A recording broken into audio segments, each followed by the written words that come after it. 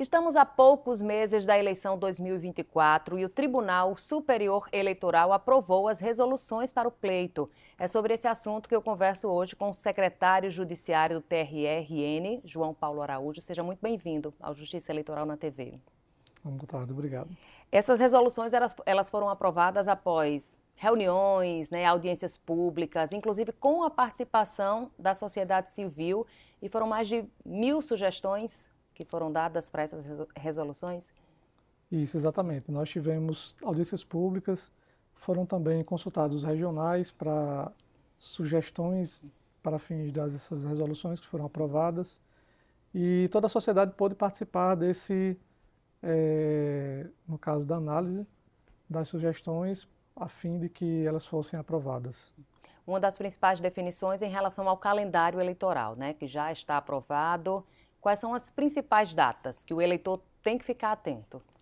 Isso, exatamente. O calendário também foi aprovado recentemente para 2024, essas eleições são municipais. Então, as principais datas foram a de filiação partidária, por exemplo, que foi agora, no dia 6 de abril.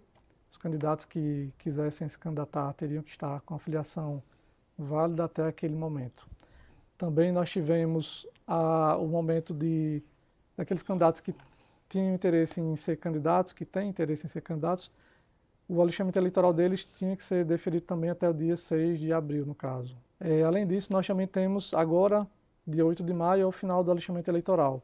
Então, todos os eleitores que têm interesse em votar na eleição, tanto para transferir como o primeiro título, por exemplo, eles têm que procurar um cartório eleitoral até o dia 8 de maio e solicitar a emissão do seu título. No caso, aqueles eleitores que já têm a biometria cadastrada, eles podem fazer também um pedido pelo título NET, no caso, até o dia 8 de maio. Mas aquelas pessoas que não tinham a biometria cadastrada, elas só teriam até o dia 8 de abril para solicitar pela internet. Então, nesse caso, já passou, né?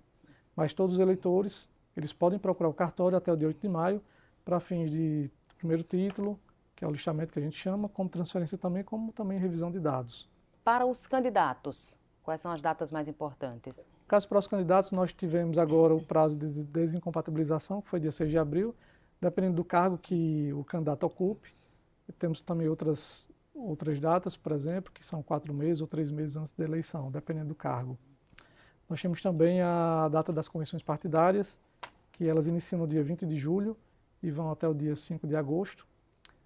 No caso, os partidos que tenham candidatos, eles terão que apresentar os registros de candidaturas até o dia 15 de agosto de 2024, nos cartórios eleitorais, em razão das eleições serem municipais. A partir do dia 16 de agosto iniciam as propagandas eleitorais em si. Aqueles candidatos que estão participando do pleito, eles terão, a partir do dia 16 de agosto, para fazer a propaganda eleitoral. Nós temos também a parte do horário eleitoral gratuito, que inicia no dia 30 de agosto e vai até o dia 3 de outubro.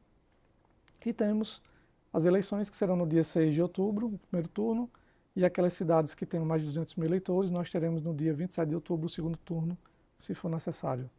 O TSE também publicou uma resolução sobre a distribuição do Fundo Especial de Financiamento de Campanha. Eu queria saber o que ficou decidido em relação a isso e como é que essa transparência das contas e dos financiamentos contribui também para um processo eleitoral mais democrático. Nós temos a Emenda Constitucional 111, que ela definiu que as candidaturas das mulheres e das pessoas negras, elas têm uma contagem em dobro para fins do fundo partidário e do Fundo Especial de Financiamento de Campanha.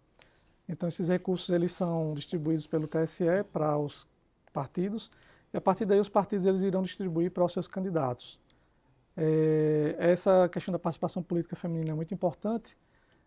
Por exemplo, se houver uma fraude à cota de gênero, aquele partido que fraudou, ele pode ser punido tendo a nulidade de todos os votos ou do partido em si ou da coligação que houver.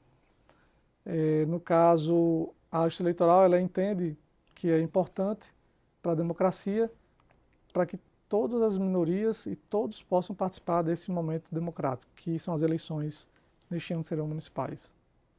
Já é uma realidade, de toda a sociedade o uso da inteligência, a presença da inteligência artificial, mas é também um desafio, para o tribunal, para os tribunais, para o TSE, para os TREs, esse uso da inteligência artificial, como ele pode ser aplicado nessas eleições de 2024.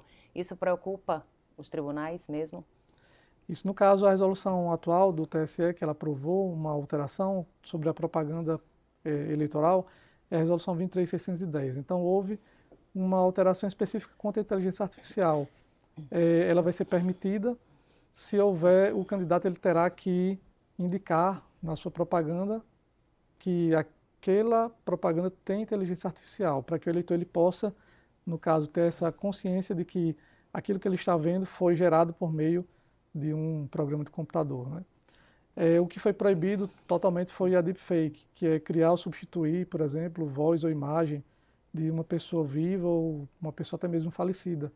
Então, esse tipo de propaganda ele é totalmente proibida pela resolução que foi alterada recentemente, em março, né? Então, a inteligência artificial ela é permitida, enquanto que o deepfake ele é totalmente proibido. A Justiça Eleitoral irá analisar esse tipo de propaganda. Se houver, por exemplo, algum tipo de denúncia, né, ela será analisada pelo MP e pelo Judiciário Eleitoral. E, na hipótese, se por acaso houver algum tipo de fraude, provavelmente será combatido pelo Judiciário. Agora, para muita gente é difícil, né, diferenciar o uso da inteligência artificial de uma deepfake, né? O eleitor identificar quando há essa fraude. E para a Justiça Eleitoral, quais são as ferramentas que vocês têm à disposição? O que vocês têm à disposição para saber separar também um do outro? Isso, exatamente. É uma matéria até nova. Foi aprovada recentemente na resolução 23.610, que é de propaganda do TSE. Essa alteração permitindo a inteligência artificial por parte da propaganda, desde que haja a informação, como também proibindo o deepfake. No caso, nós temos um programa permanente de combate à desinformação do TSE. Como a eleição ela é municipal, os juízes eleitorais eles estarão atuando por meio do poder de polícia, junto às zonas eleitorais. Nós temos também, no caso, o Ministério Público Eleitoral, que fiscaliza o processo eleitoral, que é um processo democrático.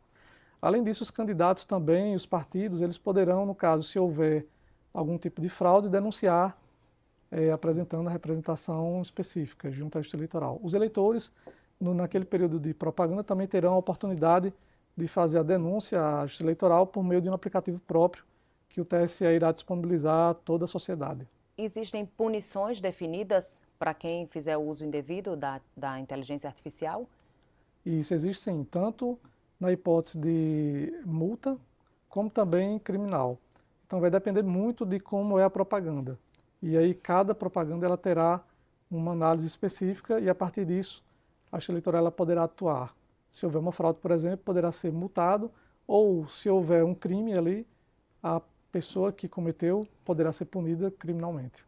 Para o eleitor, como é que ele pode se proteger dessas informações falsas, né, do uso indevido da inteligência artificial, que inclusive pode impactar na decisão, né, do voto dele? O eleitor ele poderá buscar, por exemplo, o site do TSE, que nós temos o Programa Permanente de Combate à Desinformação, o site é o Fato ou Boato. O TSE tem uma cooperação com as instituições de checagem de dados e, por meio dela, os eleitores poderão consultar se realmente aquela notícia é verdadeira ou não. Além disso, poderá também buscar outras fontes de informação, por exemplo, de jornais, de revistas, para que possa ver se realmente aquela informação é verdadeira ou não. Além disso, nós também teremos, no caso, a atuação da Justiça Eleitoral no interior e na capital, dos juízes eleitorais e do Ministério Público Eleitoral, para fins de análise de uma denúncia, por exemplo.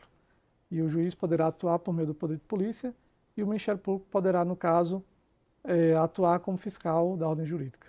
Ok, doutor João Paulo Araújo, muito obrigada pela participação do senhor aqui no nosso programa. Até a próxima. Obrigado, eu que agradeço. Essa foi mais uma edição do programa Justiça Eleitoral na TV. Você pode rever as reportagens no nosso canal no YouTube e acompanhar as ações do TRE nas redes sociais e no site tre-rn.juiz.br. Até o próximo programa.